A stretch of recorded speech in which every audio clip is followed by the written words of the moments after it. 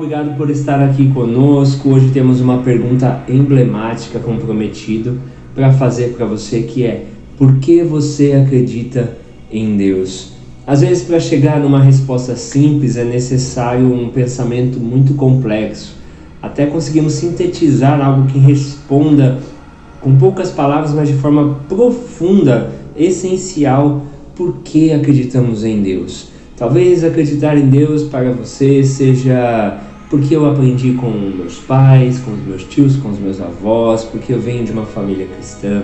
Talvez essa resposta seja porque eu tive uma experiência pessoal, eu tive uma cura, eu ouvi uma voz, Deus abriu uma porta de emprego para mim, me socorreu no momento de aflição.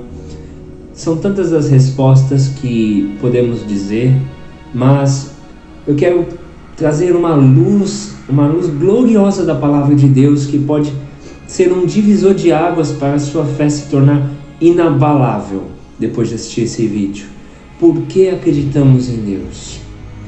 Reparem que no livro de Apocalipse 19, verso 10, diz que o espírito da profecia é o testemunho de Jesus. Traduzindo, seria como a motivação das escrituras terem sido escritas, a razão pela qual as escrituras, a Bíblia Sagrada foi escrita, é testemunhar sobre Jesus. Mas por que o testemunho de Jesus é tão importante? Porque Jesus não é somente o Filho de Deus, como se fosse uma escadinha, 1, 2, 3, Deus 1, Deus 2, Deus 3.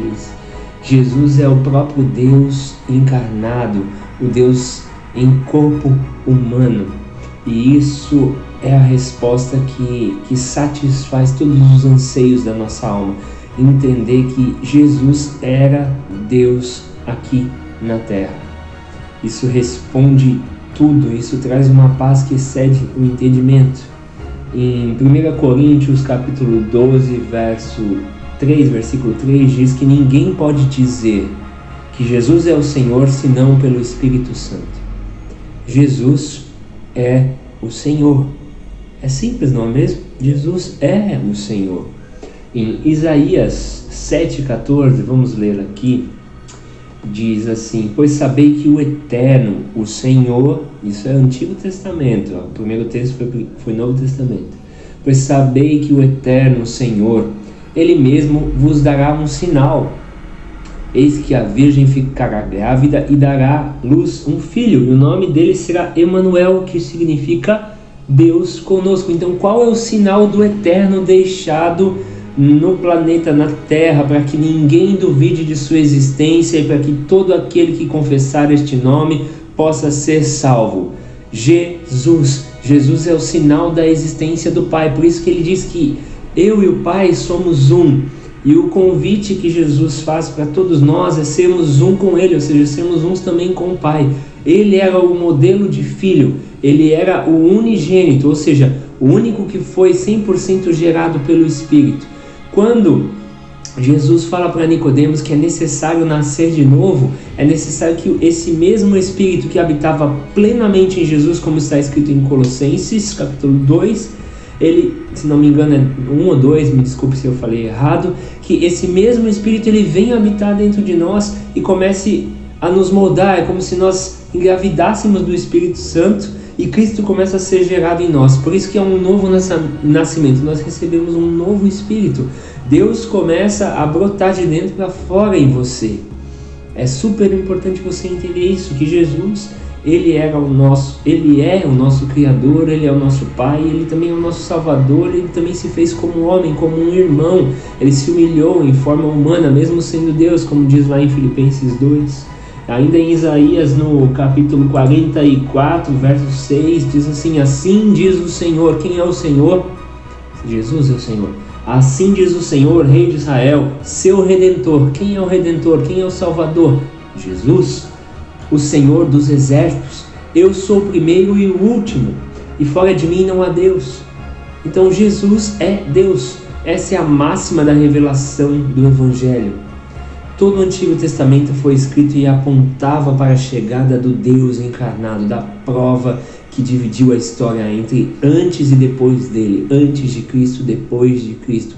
Ele marcou, deixou algo inquestionável para que ninguém possa duvidar dele. Então toda a dúvida que você tem, se você crê ou não em Deus, mas como é que era antes, não importa. Ele provou para nós em Cristo Jesus e deixou um caminho.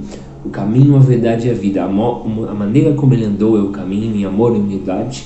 A vida significa que é o Espírito de vida, o Espírito Santo estava plenamente dentro dele, e este é o convite, que sejamos habitados por esse mesmo Espírito. E a verdade é a Escritura que aponta para ele, que é a sua própria existência, a prova dele mesmo, o caminho, a verdade e a vida. Ainda em Isaías é bruto, Isaías é tremendo. Isaías foi um dos profetas que mais entenderam essa revelação. Isaías 54:5 diz: porque o teu Criador é o teu marido, o Senhor dos Exércitos é o seu nome, o Santo de Israel o teu Redentor, que é chamado Deus de toda a terra. Se o Criador é o marido, quem que é o nosso noivo?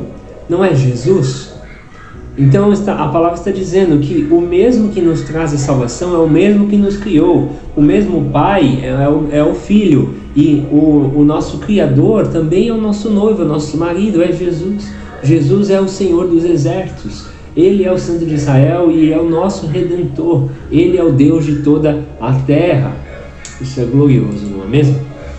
Ainda em Isaías, falei que Isaías é bruto. Isaías 9:6, porque um menino nos nasceu, um filho nos foi dado.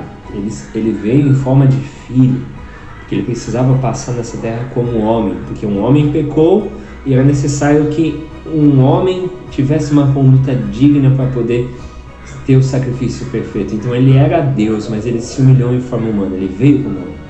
Isaías 9:6, porque um menino nos nasceu e um filho nos foi dado, e o governo está sobre os seus ombros. Ele será chamado Maravilhoso, Conselheiro, Deus Poderoso, Pai Eterno, Príncipe da Paz. Jesus é chamado de Pai Eterno. Há alguma dúvida ainda no teu coração que Jesus é Deus? Essa revelação ela tem que causar uma explosão de entendimento na sua mente, e você vai ficar rindo à toa e vai ficar se regozijando nisso, porque não há mais dúvida, não há mais por que temer. Ele veio como foi prometido, ele morreu e ele ressuscitou, e ele é Deus pelos séculos dos séculos, e a volta dele é iminente e não falhará. É a nossa prova, é o testemunho de Jesus, o espírito da profecia. João, o apóstolo João também foi um camarada que ele entendeu o coração de Deus. João, na sua humildade, ele não ousou chamar Jesus de eu sou, porque para o judeu falar eu sou era algo muito santo, muito sacro. Eles evitam falar isso, mas Jesus cansou de falar eu sou a videira, eu sou o pão da vida, eu sou a fonte, eu sou a porta, eu sou o bom pastor. E ao mesmo tempo ele falava, mas o meu pai é bom, não sou eu. Por quê? Porque ele precisava deixar um exemplo de como o homem deve caminhar nessa terra. João, para não falar eu sou, que é o verbo ser, ele vai chamar Jesus de verbo. No princípio, João 1, no princípio era o verbo, e o verbo estava com Deus. E aí a revelação ela se expande na mente de João, e ele fala, e o verbo era Deus. O verbo era Deus, o eu sou é Deus, Jesus é o verbo, Jesus é o eu sou. Jesus estava com o Pai porque ele e o Pai é um, e Jesus é o Senhor. Amém? João ainda escreveu um pouco mais adiante, 1,18, ninguém jamais viu a Deus, porque Deus é Espírito, mas o Filho unigênito que está no seio do Pai, ou seja, é o Pai, a essência do Pai, é quem o revelou. Ninguém nunca viu a Deus, mas o que Deus fez? Fez uma prova de si mesmo na história, vindo em forma humana. Colossenses diz isso, que nele habitava corporalmente toda a plenitude da divindade. Que glória! Ainda em João, desculpa se o vídeo ficou um pouquinho longo, 1 João, aí já mais no finalzinho da Bíblia, capítulo 5, Lá no versículo 20 diz: E sabemos que já o Filho de Deus é vindo, e nos deu entendimento para que conheçamos ao verdadeiro, por isso que ele é a verdade. E no que é verdadeiro, estamos em Cristo. E no que é verdadeiro, estamos. Isto é, em seu Filho Jesus Cristo. Este é o verdadeiro Deus e a vida eterna. Por isso que nenhum nome há pelo qual os homens devem ser salvos, a não ser o nome de Yeshua, o Hamashia, o Messias, o Deus encarnado, que veio em resgate, o valente. Ele levantou-se do seu trono, desceu até essa baixa terra, se fez homem, padeceu as nossas dores, venceu, cumpriu toda a lei, foi o sacrifício perfeito para resgatar para si mesmo, reconciliar o homem consigo mesmo. A palavra diz que que Deus em Cristo, ou seja, através, por meio de Cristo, na forma humana da divindade, ele reconciliou a humanidade consigo mesmo. Então, em nome de Deus, em nome do Senhor, em nome de Yeshua HaMashiach, reconcilie-se com ele agora. E não é você que aceita Jesus, é ele que tem que te aceitar. E ele escolheu trazer essa revelação para o teu coração neste vídeo. Então ele está te aceitando nesse exato momento. Então não resista.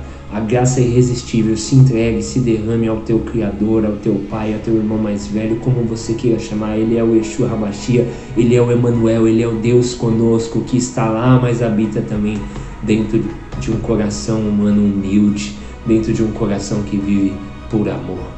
Deus abençoe a sua vida. Nos ajude inscrevendo-se no canal do YouTube. Nós precisamos chegar a 100 inscritos para poder mudar o nome do canal, personalizar, ficar bonito, ficar legal e mais fácil para as pessoas encontrarem, digitarem, tá bom? A gente só precisa de 100, falta pouquinho, tá? A sua inscrição vai ajudar bastante. Não quero ser taxativo, ficar pedindo like nem inscrição, não é nada disso. Mas esse mínimo a gente precisa com uma certa urgência para que essa obra se expanda e cresça em graça, em verdade, em amor, em humildade. Deus abençoe a sua vida e compartilhe também com alguém que é especial para você e que você entende que merece, é um amado de Deus, merece também essa gloriosa revelação, porque nós acreditamos em Deus, por causa que Deus deixou um testemunho fiel, inabalável, inquestionável na história. Ele mesmo encarnou, morreu e ressuscitou para me salvar, para te salvar, e um dia seremos salvos se retermos até o fim essa firme, essa esperança. Deus abençoe a sua vida. Um abraço.